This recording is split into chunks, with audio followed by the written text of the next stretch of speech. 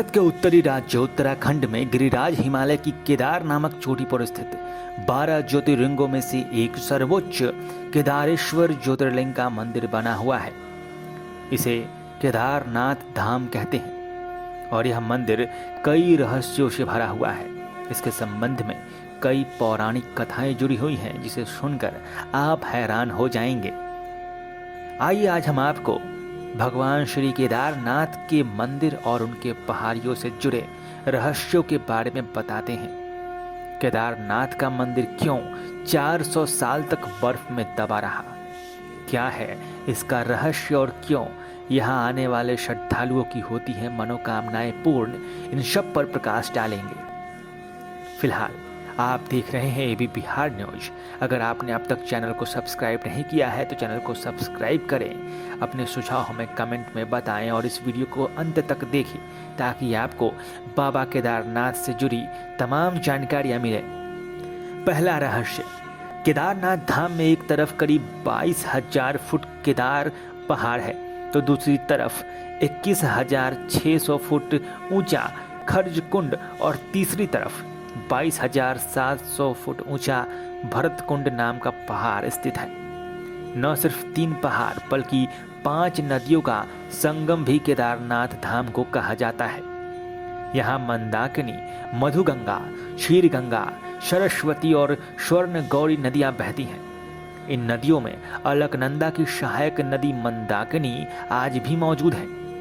इसके किनारे केदारेश्वर धाम स्थित है। यहाँ सर्दियों में भारी बर्फ और जबरदस्त बारिश देखने को मिलती है। दूसरा रहस्य, यह मंदिर कटवा पत्थरों के भूरे रंग के विशाल और मजबूत शिलाखंडों को जोड़कर बनाया गया है। 6 फुट ऊंचे चबूतरे पर खड़े 85 फुट ऊंचे, 187 फुट लंबे और 80 फुट चौड़े मंदिर की दीवारें चारों ओर से इसको सुरक्षा कवच प्रदान करती है।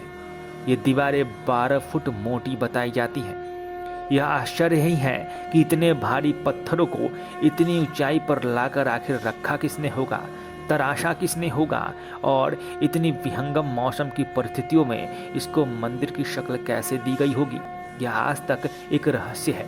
खासकर यह विशालकाय छत कैसे इन खंभों पर रखी गई, यह एक अनसुलझा रहस्य है।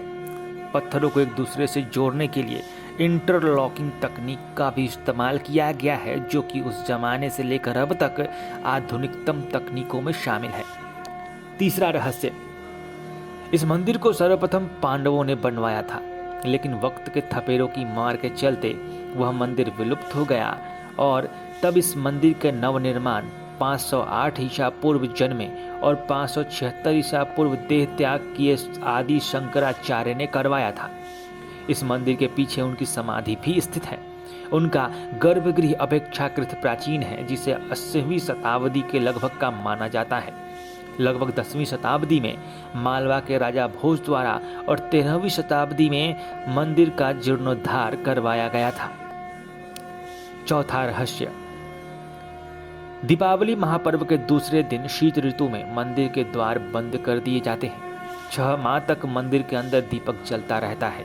पुरोहित ससम्मान पट बंद कर भगवान के विग्रह एवं दंडी को 6 माह तक के लिए पहाड़ के नीचे ऊखी मठ में ले आते हैं। 6 माह बाद मई महीने में जब केदारनाथ के कपाट खोले जाते हैं और यात्रा शुरू की जाती है तब भी मंदिर की स्थिति यथापूर्ण बनी रहती है। ऐसा लगता है जैसे कोई रोज आकर मंदिरों की साफ सफाई करके गया हो। यह एक रहस्य है। 6 माह तक मंदिर और उसके आसपास कोई नहीं रहता लेकिन आश्चर्य की बात यह है कि दीपक 6 महीनों तक जलता रहता है और निरंतर पूजा भी होती रहती है। कपाट खुलने के बाद यह भी आश्चर्य का विषय है कि वैसी की वैसी साफ सफाई मिलती है जैसी छोड़कर गए थे। पांचवा रहस्य, 16 जून 2013 की रात प्रकृति ने केदारनाथ धाम में कहर बरपाया था। जल प्रलय से बड़ी बड़ी इमारतें और मजबूत पत्थरें धराशायी हो गई थी और ताश के पत्तों की तरह ढहकर पानी में बह गई थी। लेकिन केदारनाथ के मंदिर का कुछ भी नहीं बिगड़ सका, बाल भी बांका नहीं हो सका। आश्चर्य तो तब हुआ जब पीछे की पहाड़ी से पानी के बहाव में लुढ़कता हुआ एक विशालकाय चट्टान शिलाखंड बनकर मंदिर की रक्षा को आकर खड़ा हो गया। और अचानक मंदिर के पीछे से आ रही जलधाराओं को अपने ऊपर लेकर अगल बगल की तरफ मोड़ दिया। उस चट्टान के रुकने से जल के 2 भागों में विभाजन हो गए और मंदिर बिल्कुल सुरक्षित रह गया। इस प्रलय में लगभग 10,000 लोगों की मौत हुई थी, लेकिन मंदिर का एक शिलाखंड तक टूट न सका। छठा रहस्य, पुराणों की भविष्यवाणी के अनुसार इस समूचे क्षेत्र में तीर्थ लुप्त हो जाएंगे। ऐसा माना जाता है कि जिस दिन नर और नारायण पर्वत आपस में मिल जाएंगे, बद्रीनाथ का मार्ग पूरी तरह से बंद हो जाएगा और भक्त बद्रीनाथ के दर्शन नहीं कर पाएंगे। पुराण के अनुसार वर्तमान बद्रीनाथ धाम और केदारेश्वर धाम लुप्त हो जाएंगे और वर्षों बाद भविष्य बद्री नामक एक नए तीर्थ का उद्गम होगा। दोस्तों, 400 सालों तक बर्फ में दबे रहने के बावजूद इस मंदिर को कुछ नहीं हो सका। वैज्ञानिक कहते हैं कि जब धरती पर हिमयुग का दौर चल रहा था, तब यह मंदिर मौजूद था और लगभग उस दौरान 400 साल तक यह मंदिर बर्फ में पूरी तरह से दबा हुआ था। आज भी उस मंदिर की दीवारों पर उस समय के अवशेष और उनके निशान देखे जा सकते हैं। केदारनाथ का यह इलाका चोराबड़ी ग्लेशियर का हिस्सा हुआ करता था।